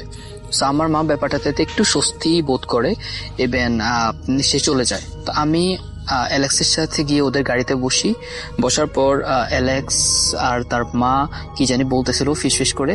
তো আমি পিছনের সিটে বসছি, তো তাই ব্যাপারগুলি আমি ভালোভাবে খেয়াল করতে পারিনি। তো অ্যালেক্সের আম্মু আমাদেরকে একটা জায়গায় নামিয়ে দেয় এবং বলে যে সে কিছু শপিং করবে, আমাদেরকে একটু ওয়েট করতে কিছুক্ষণ। তো দাঁড়ানো অবস্থায় অ্যালেক্স আমাকে কিছু কথা বলে এবং কথা বলার আগেই একটা কথা বলে নেয় যে আমি যাতে তাকে কোনো কোশ্চেন না করি। কথাগুলি ছিল এরকম যে তুমি আজকে আমার সাথে আসছো, এই কথাটা তুমি কাউকে বলবা না, তুমি তোমার মাকে জানাইছো, ফাইন, এরপর স্কুলে কাউকে জানাবা না। আর দ্বিতীয় হচ্ছে যে তুমি আমার সাথে যাওয়ার পর যা যা দেখবা তাতে একদমই ভয় পাবা না বা একদমই সংকোচ বোধ করবা না। আমি তোমার পাশে থাকবো, তোমার যদি কিছু জানতে হয়, কিছু জিজ্ঞেস করতে হয়, আমার কাছে জিজ্ঞেস করবা, আমি ছাড়া কারোর কাছে কোনো কিছু জিজ্ঞেস করবা না। কথাটা শোনার পর একটু বেশি অবাক হয়ে আমি ওকে জিজ্ঞেস করি যে কেন, কি হয়েছে, আর তোমার বাসায় এমন কি আছে যে কাউকে কিছু বলা যাবে না? সে তখন আমাকে বলে যে তোমাকে আমি বলছি কোনো কোশ্চেন না করতে। একটা বাচ্চা ছেলে এত সুন্দর করে এত ভালোভাবে কথা বলতে পারে, এটা ওই বয়সে আমার জানা ছিল না, যার কারণে আমি কোনো প্রশ্ন না করে জাস্ট ওর সাথে দাঁড়াচ্ছিলাম। প্রায় 5 থেকে 10 মিনিট পর ওর মা এসে আমরা গাড়িতে করে একটা জায়গায় গিয়ে গাড়িটা পার্ক করি। আর আরেকটা কথা বলে রাখি, পর্তুগালে গাড়ি পার্ক করে মানুষ রাস্তাতে পার্কিং স্লট থাকে, ওইখানে মানুষ গাড়ি পার্ক করে, বাসার নিচে কোনো গ্যারেজ থাকে না। তো গাড়ি পার্ক করে আমি, অ্যালেক্স আর ওর মা একসাথে হাঁটছিলাম। ওর মা সামনে ছিল, আমি আর অ্যালেক্স একসাথে ছিলাম, কিন্তু আমরা কেউ কারোর সাথে কোনো কথা বলছিলাম না। অ্যালেক্সের মা হাঁটতে হাঁটতে একটি জায়গা গিয়ে থামার পর আমি ওই জায়গার আশেপাশে তাকিয়ে কোনো বাড়িঘর দেখতে পাই না। জায়গাটা ছিল একটি বিশাল এবং প্রায় 80 থেকে 90 বছর বয়সী জৈতুন গাছের নিচে। আমি কারোর সাথেই কোনো কথা বলছিলাম না। ঠিক ওই মুহূর্তে অ্যালেক্স আমার হাত ধরে এবং অ্যালেক্সের আম্মু অ্যালেক্সের হাত ধরে। হাত ধরার পর অ্যালেক্সের আম্মু সেই বড় গাছটিতে তার একটি হাত দিয়ে স্পর্শ করে। একটি সেকেন্ডের ভিতরে মনে হয় আমাদের দুনিয়াটি চেঞ্জ হয়ে যায়। আমি দেখলাম যেখানে আমি আশেপাশে ধুধু মাঠ দেখেছি, ঠিক ওই সময় ওই জায়গাটাতে বিশাল বড় বড় কিছু গাছ, অনেক মানুষ আশেপাশে হাঁটাচলা করছে, ইভেন একটু সামনে গিয়ে সুন্দর একটি বাড়ি। আমি আমার ফ্রেন্ডের কাছে বাড়িটির বর্ণনা জানতে চাইলে সে বলে বাড়িটির আশেপাশে ছিল হলুদ হলুদ কিছু অদ্ভুত ফুলের বাগান এন্ড সামনে ছিল একটি সুইমিং পুল টাইপের পুকুর। সুইমিং পুল না, বাট পুকুর টাইপের, কিন্তু দেখতে প্রায় সুইমিং পুলের মতো, লাইক ওইটার পানি ছিল হালকা নীল। আমরা হাঁটতে হাঁটতে বাড়িটির সামনে যাই। বাড়ির সামনে গিয়ে দেখে বাড়ির দরজা খোলা। আমরা তিনজন একসাথে ঘরের ভিতর প্রবেশ করি। ঠিক তখন দেখি যে ঘরের ভিতরে একটি লোক। আমার বুঝতে বাকি রইল না এটা হচ্ছে অ্যালেক্সের বাবা। তো অ্যালেক্সের বাবা আমার সাথে কথা বললো খুব সুন্দর করে। আমি ঠিক তখন শকের ভিতরে ছিলাম, কারণ হচ্ছে যে আমার সাথে কি হচ্ছে, আমি কি দেখতেছি, আমি যে কাউকে জিজ্ঞেস করব আমার সেই বোধ ছিল না, কারণ আমি একটা ছোট বাচ্চা আর আমার সাথে এত কিছু ঘটতেছে, আমি কি বলবো আমি বুঝতে পারতেছিলাম না। ঠিক ওই মুহূর্তে অ্যালেক্সের বাবা আমাকে বলে যে ভয় পেও না। এরপর আমাকে জিজ্ঞেস করে যে তুমি কি খাবা। আমি তখন ওনাকে বলি যে আমি কিছুই খাবো না। এরপর অ্যালেক্স আমাকে বলে যে কিছু খাও, আমরা খেয়ে তারপর বাইরে যাব। এরপর কিছু স্ন্যাক্স আনা হয়, আমরা স্ন্যাক্স খেয়ে তারপর বাইরে যাওয়ার পর খুব ভীতভাবে আমি অ্যালেক্সকে জিজ্ঞেস করি যে কি হচ্ছে। তখন অ্যালেক্স যেসব কথাগুলি বলে সেসব কথাগুলি নেয়ার মতো পরিস্থিতিতে আমি ছিলাম না। অ্যালেক্স বলে আমি তোমার মতো সাধারণ মানুষ না, আমি একটা জিন। এই কথা শুনে আমি জাস্ট শক হয়ে যাই। ইভেন অ্যালেক্সকে বলি যে আমি কি তোমার কোনো ক্ষতি করছি? ঠিক তখন অ্যালেক্স আমাকে বলে যে না, তুমি আমার কোনো ক্ষতি করোনি, কিন্তু আমার তোমাকে খুব বেশি ভালো লেগেছে, এই জন্য তোমার সাথে আমি ফ্রেন্ডশিপ করি, ইভেন তোমাকে আমি আমার বাসায় নিয়ে আসছি। কিন্তু অ্যালেক্স আমাকে তখন একটা কথাই বলে যে প্লিজ তুমি এই কথা আর কাউকে বইলো না, তুমি যদি বলো তাহলে হয়তো তোমার কিছু হবে না, কিন্তু আমার অনেক বড় সমস্যা হয়ে যেতে পারে। আমি তাকে বিশ্বাস দিয়ে বলি যে আমি কাউকে বলবো না, আর প্লিজ তুমি আমাকে আমার বাসায় ঠিক করে দিয়ে এসো। অ্যালেক্স বলে যে তুমি ভয় পেও না, আমি আমার মা দুইজনে গিয়ে তোমাকে সুন্দর করে তোমার বাসায় পৌঁছে দিয়ে আসবো, আর তুমি এখানে আমাদের গেস্ট, সো প্লিজ এই কথা আর কাউকে বলবা না। তখন আমি একটু সাহস পাই। এরপর অ্যালেক্সকে বলি যে তোমার সম্পর্কে কিছু আমাকে বলো। তখন অ্যালেক্স আমাকে বলে যে তার বয়স হচ্ছে 80 বছর। আর সে আরেকটি কথা বললে যে সে যখন মানুষের সাথে বা মানুষদের সাথে চলাফেরা করে তখন তারা একদম নর্মাল মানুষদের মতোই চলাফেরা করে। এই কথাগুলি শোনার পর আমার জাস্ট মাথা ঘুরাচ্ছিল। আমি বিশ্বাস করতে পারছিলাম না নিজের চোখকে, নিজের সামনে যা ঘটছে এইসব ব্যাপারগুলিকে। এরপর অ্যালেক্স আমাকে তার পুরো বাড়িটা ঘুরিয়ে দেখায়, তার আরো 2টা ভাই বোন ছিল তাদের সাথে পরিচয় করিয়ে দেয়। এরপর আমরা অনেক ভালো সময় স্পেন্ড করি এখানে। যখন প্রায়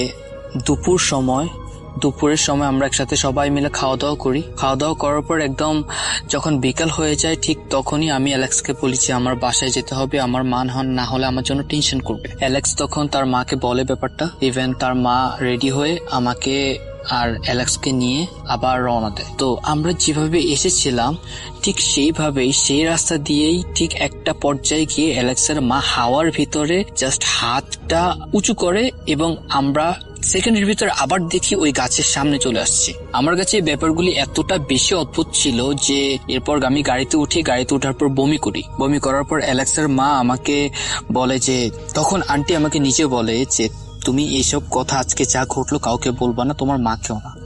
আমি আন্টিকে বলি যে আমি কাউকে বলবো না, আর আমি তাদেরকে বলি যে আমার যদি কোনো ভুল হয় তাহলে আমাকে ক্ষমা করে দিতে।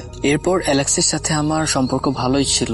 এর প্রায় 3 থেকে 4 মাস পর আমি এই ব্যাপারটা আমার একটা কাজিনের সাথে শেয়ার করি। শেয়ার করার পর অ্যালেক্স জানতো না আমি যে আমার কাজিনের সাথে শেয়ার করছি। অ্যালেক্স ব্যাপারটা জানতো না। এর ঠিক পরের দিন স্কুলে এসে অ্যালেক্স আমাকে বলে তুমি কাজটা ঠিক করো নাই। আমি তখন অ্যালেক্সের কাছে জানতে চাই যে কোন কাজটা। অ্যালেক্স বললো যে তোমাকে বলেছিলাম যে আমার এই ব্যাপারটা কাউকে না জানাতে, কিন্তু তুমি তোমার কাজিনকে জানিয়েছো, এটাতে আমার অনেক বড় সমস্যা হয়েছে। যদিও কি সমস্যা হয়েছে এটি আমি জানতে চাওয়ার পরও অ্যালেক্স আমাকে বলেনি। কিন্তু এর পর দিন থেকে আমি আমার হোল লাইফে আর অ্যালেক্সকে দেখি নাই। ঘটনাটি আমার ফ্রেন্ড আমার সাথে শেয়ার করে কেটে দেয়। এরপর এই ঘটনাটির সত্যতা আমি তার কাছে জিজ্ঞেস করবো, সেই পরিস্থিতি আর ছিল না। ঘটনার শেষে জনি লাস্ট আমাকে একটা কথা বলে, সে এখনো ফিল করে অ্যালেক্স তার সাথে আছে, তার আশেপাশেই আছে, কিন্তু সে কখনোই তাকে দেখতে পায় না। কিন্তু সে এটা বিশ্বাস করে এবং ফিল করে যে এখনো অ্যালেক্স তার আশেপাশে মাঝে মাঝে আসে। তো রাসেল ভাই, এই ছিল আমার ঘটনা। ভালো লাগলে সবার সাথে শেয়ার করুন। আসসালামু আলাইকুম। প্রিয় লিসেনার, আশা করি আপনাদের সবগুলো গল্পই ভালো লেগেছে। আমরা প্রতিদিন রাত 10টার দিকে বাছাই করা ভূতিপ্রেম ছেড়ে থাকি।